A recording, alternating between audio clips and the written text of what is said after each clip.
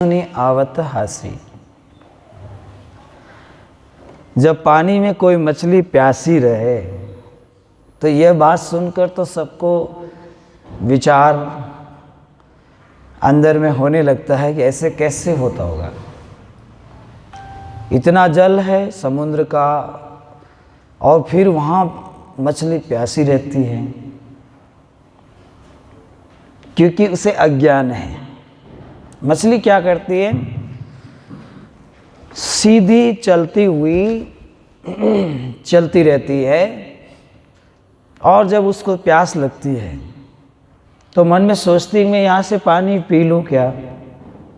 अब मछली सोचती है, फिर विचार करती है ऐसे सब मछलियाँ पानी पीने लगेगी तो ये पानी तो जल्दी खत्म हो जाएगा, और जब पानी जल्दी खत्म हो जाएगा तो हम सब तो ऐसे ही मर जाएंगे। तो इसी भ्रम में वो रहती है। तो पास वाली मछली जब उल्टी गिरती है तो वो भी उल्टी गिरती है।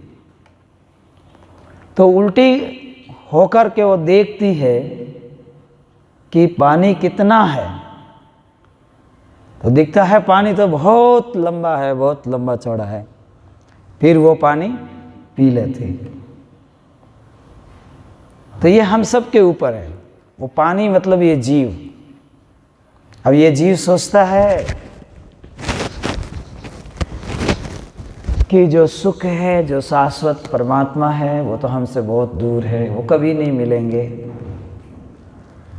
क्योंकि जो कर्म कमाया है वो मन जानता है कि बहुत ही बुरा कर्म कमाया है, पाप किया है, ये किया है।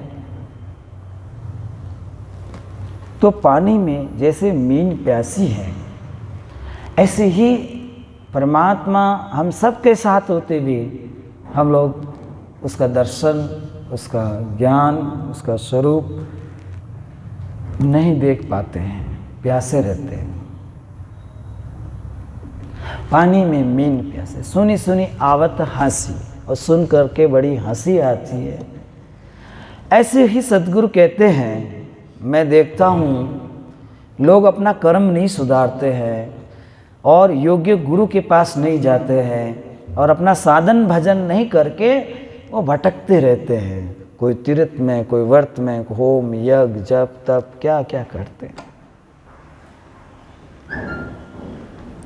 तो जिसकी खोज है वो तो घट में है, और उसको ढूंढने के लिए तीर्थ गए, व्रत किए, होम किए, यज्ञ किए, सब किए।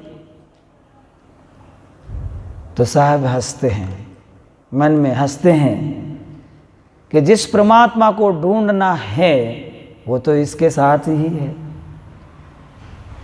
जैसे कोई मेला होता है तो माता बहनें अपने बच्चे को साथ में लेके मेला देखने जाती हैं।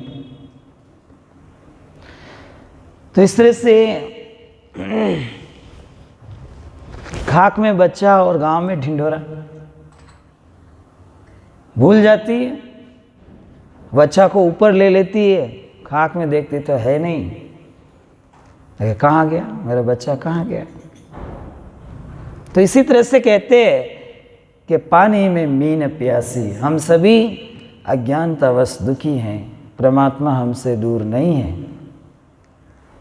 हमारे गुरुजी कहते थे कि आँखों में अंजन लगाती है माँ, काजल लगाती है, वो भी आपसे दूर है, परंतु परमात्मा आपसे दूर नहीं है। बस इन आँखों को ध्यान में लगाएं, उलट दीजिए। आत्मज्ञान बिना नर भटके, कोई मथुरा कोई काशी। जैसे मृगा की नाव बसे कस्तूरी, बन बन फिरत उदासी। और मृगा की नावी में कस्तूरी होते हुए वो वन वन में भटकता रहता है। जैसे जल बिच कमल, कमल बिच कलिया, तामे भवर निवासी। सो मन बस तीनों लोकी बस भयो, यति सती सन्यासी। जल है, जल के बीच में कमल है, कमल के बीच में कलियां हैं, कलियां के बीच में भंवर निवास करता है। ऐसे ही आप अपनी वृत्ति को अंदर खींचेंगे, अंदर ले जाएंगे, इंद्रियों को वश में करेंगे, मन को वश में करेंगे।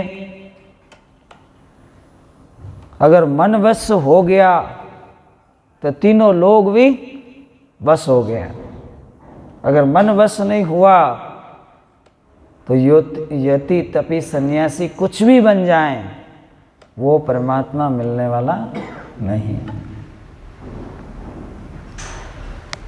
जाको ध्यान धरे विधि हरिहर, मुनिजन सहस 88।